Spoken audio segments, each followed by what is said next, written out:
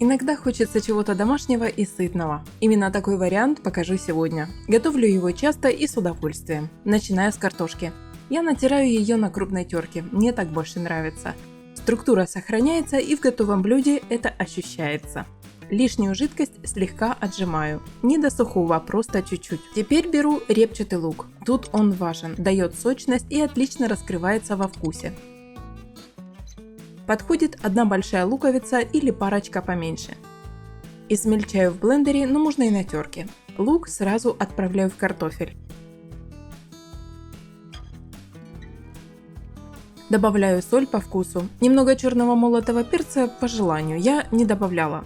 Больше ничего не кладу, ни специй, ни зелени. Благодаря этому вкус остается таким, каким его и хочется почувствовать, простым и узнаваемым. Одно яйцо и чуть-чуть муки. Этого достаточно, чтобы масса держала форму. Полный список ингредиентов я оставила в описании под видео. А теперь начинка. У меня сегодня фарш из индейки. В него добавляю соль и сушеный чеснок. Если хотите более насыщенный вкус, берите свежий чеснок. Перемешиваю до однородности. Хорошо прогреваю сковородку и добавляю масло щедро. Так блюдо получается аккуратнее. На дно выкладываю слой картошки. Распределяю по всей поверхности. Сверху мясной фарш. Аккуратно расравниваю. И накрываю еще одним картофельным слоем. Обжариваю с двух сторон до румяной корочки.